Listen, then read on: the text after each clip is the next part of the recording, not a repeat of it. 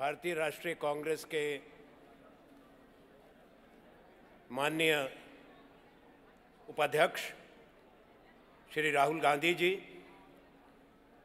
सम्मानित पूर्व प्रधानमंत्री डॉक्टर मनमोहन सिंह जी,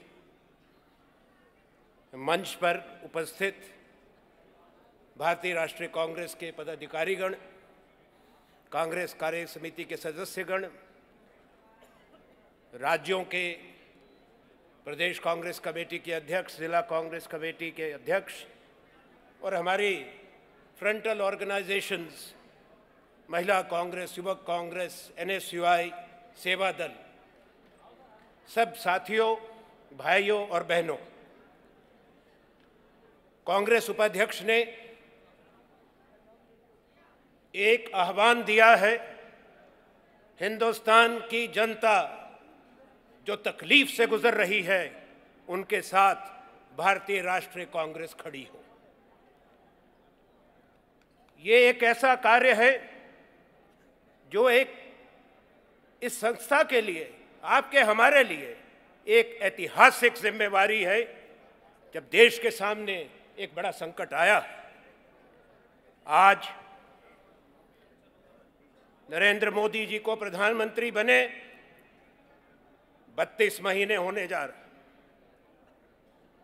67 दिन पहले अचानक एक फैसला करके बड़े नाटकीय अंदाज से हिंदुस्तान के प्रधानमंत्री ने ये दिखाने की कोशिश करी दुनिया को कि केवल एकमात्र वो एक ऐसे नेता हैं दुनिया के किसी भी प्रजातंत्र में जिनकी एक फैसले से एक देश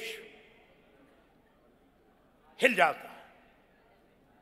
उस फैसले से हिंदुस्तान में आर्थिक अराजकता आई है, हमारे अर्थतंत्र की रीढ़ की हड्डी पर चोट लगी है। नरेंद्र मोदी जी, आप कहते हैं आपने काला धन के खिलाफ ये काम किया, आपने आतंकवाद के खिलाफ काम किया, रिजर्व बैंक से कागज मंगवाया जिसका जिक्र हुआ कि नकली पैसा था। तीनों बातें गलत हैं। आपका वित्त मंत्री संसद को कहता है कि काउंटरफिट करेंसी 0.02% है, 0.02। यही रिजर्व बैंक कहता है। आपने 86% मुद्रा भारत की, 500 और 1000 रुपए के नोट आपने लोगों से छीन लिए, उनको रद्दी बना दिया। देश में लोग त्राही त्राही कर रहे हैं और आप अपने अहंकार में यह कहते हैं कि काला बाजारियों पर चोट लगाई है, जमाखोरों को चोट पहुंचाई है, आतंकवादियों को चोट पहुंचाई है। क्या हमारा किसान, मजदूर, खेत में जो काम करता है, फैक्ट्री में जो काम करता है, जो रेहड़ी वाला है, कुली है, ठेले वाला है, छोटा दुकानदार है, गृहिणियां हमारी भाई बहन हैं, माताएं हैं, हमारा रिवाज है, परंपरा है, वो नकदी में भारत की अर्थव्यवस्था चलती है। उसका जिक्र हुआ। किसान अपनी फसल बेचता है, उसको क्रेडिट कार्ड से पेमेंट नहीं होती। खेत मजदूर अपना दिहाड़ी जो पाता है, चाहे वो 100 रुपए लेता है, 200 रुपए लेता है, वो नकदी में है। आज हिंदुस्तान के प्रधानमंत्री ने ये कहने की कोशिश करी और हिम्मत करी कि हिंदुस्तान की अर्थव्यवस्था काले धन पर चलती है। जो सारा पैसा बाजार में था वो काला पैसा था, मेहनत का पैसा था, मजदूरी का पैसा था। मैं एक प्रश्न पूछना चाहता हूं इस मंच से कि दुनिया में कौन सा ऐसा देश, कौन सी ऐसी सरकार है जिसने अपनी जनता का पैसा उनसे छीना हो? कौन सी ऐसी सरकार है दुनिया में जहां आपका पैसा बैंक में है और आप बैंक से निकाल नहीं सकते? सरकार तय करेगी आप हफ्ते में, महीने में कितना पैसा निकालेंगे। मालिक नरेंद्र मोदी और ये सरकार नहीं है, हिंदुस्तान के लोगों के पैसे की, उसका मालिक आप और हम हैं, हिंदुस्तान का आवाम है। बेटी की शादी के लिए पैसा निकाल सकते हो या नहीं, नरेंद्र मोदी तय करेंगे। लाखों बेटियों की शादियां टूट गई हिंदुस्तान में, मां बाप कई जगह पे खुदकुशी कर गए, आत्महत्या कर गए। औसतन 11 करोड़ हिंदुस्तान के लोग जिस दिन बैंक खुले होते हैं, एटीएम और बैंक के पास कतार में खड़े हैं। आप अंदाजा लगाइए, जीडीपी तो टूटेगी, नौकरियां टूटी हैं, पर जहां लोग करोड़ों की तादाद में 67 दिन से कामकाज छोड़ के कोशिश कर रहे हैं कि 2000 1000 रुपया निकल आए, कितना नुकसान हिंदुस्तान का हुआ, कोई इस पे चर्चा नहीं कर रहा। अगर कांग्रेस पार्टी बोल रही है, अगर राहुल जी ने बड़ी हिम्मत के साथ एक बुलंद आवाज में लोगों की बात उठाई है, तो नरेंद्र मोदी, बीजेपी और आरएसएस को तकलीफ है कि कांग्रेस ये क्यों कहती है। कांग्रेस इसलिए कहती है कि कांग्रेस हिंदुस्तान की आवाज रही है 131 साल से। कांग्रेस हिंदुस्तान की आत्मा को समझती है और कांग्रेस की पहचान इस बहुधर्मी, बहुभाषी भारतवर्ष के साथ है। अगर देश में आज वो हालात हुए हैं कि करोड़ों रोजगार टूट गए, 2.5 साल के बाद तो जवाबदेही बनती थी मोदी जी की कि बताएं क्या हुआ, वो 5 करोड़ रोजगार कहां गए जो आपने कहे थे। आपने तो 2 करोड़ 1 साल में देने थे, यहां करोड़ों बेकार हो गए, उसकी कोई चर्चा नहीं। ठीक कहा अभी उपाध्यक्ष राहुल जी ने कि वो बात बदलते हैं, एक बात से दूसरी बात की तरफ जाते हैं। आप एक बात को समझें तो दूसरा बात सामने, दूसरे पे गए तीसरे पर, लोगों को गफलत में डाल दिया देश में, और फिर कहते मैंने सोच के ये फैसला किया, तैयारी के साथ किया। अगर ये तैयारी और सोच है तो बिना तैयारी के क्या होता, ये सोचें। अगर ये तैयारी के बाद हुआ है, नोट छपा नहीं है, एटीएम के बाहर कतार है, वो 2000 का नोट लाए जिसको कोई लेता नहीं बाजार के अंदर, 500 और 1000 का खत्म कर दिया, गजब का काम किया। देखिए, हिंदुस्तान में 6.5 लाख गांव हैं और 1,32,000 बैंक की शाखाएं हैं, 73% शहरों के अंदर है।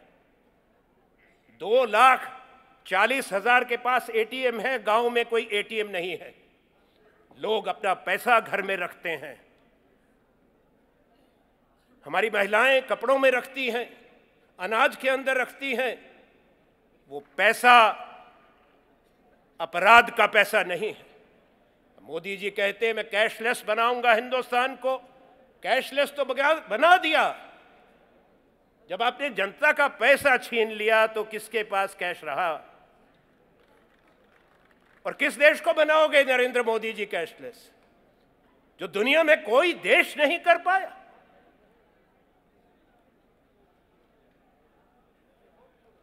एक सवाल है भारत के प्रधानमंत्री से, आप अच्छे इवेंट ऑर्गेनाइजर हैं और ये नाम आपको आपके गुरु लालकृष्ण आडवाणी ने दिया था गांधीनगर के अंदर।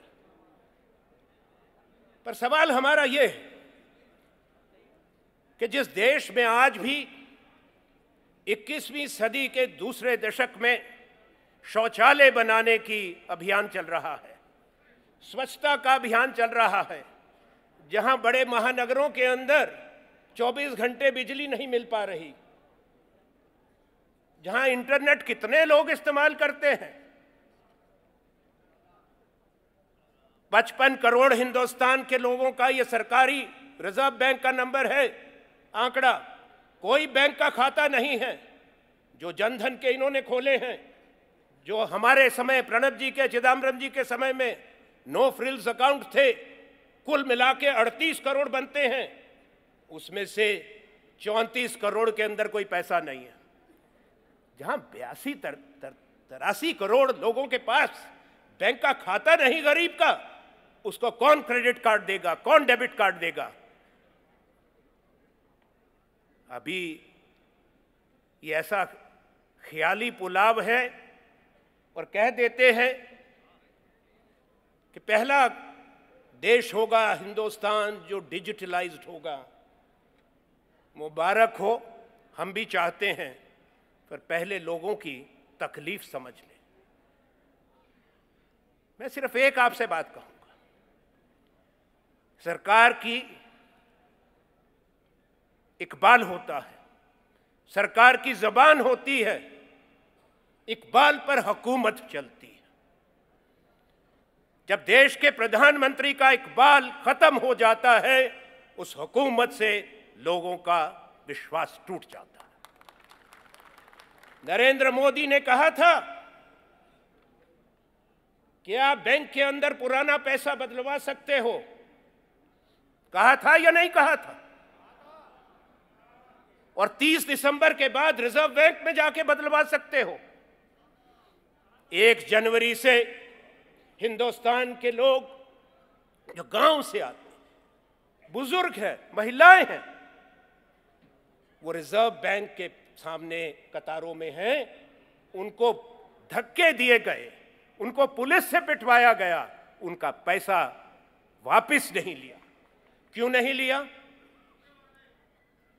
क्योंकि जो पैसा छीना था, जिसको काला धन कहा, वो 98% वापस बैंक के अंदर आ गया, और जो कुछ बचा है वो उन गरीबों के पास है जो आरबीआई में बदलवाने के लिए खड़े हैं।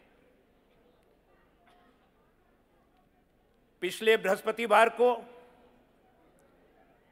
एक ऐसा दर्दनाक तस्वीर हमने देखी। तकलीफ तो बहुत है, जो सैकड़ों लोग मरे हैं, पर साथियों, दिल्ली के अंदर ही एक हमारी जवान बेटी 1 साल के बच्चे को लेकर रिजर्व बैंक के सामने अपने कुछ हजार रुपए बदलवाने के लिए गई। उसके साथ दुर्व्यवहार हुआ और वो हमारी भारत की बेटी निर्वस्त्र हुई।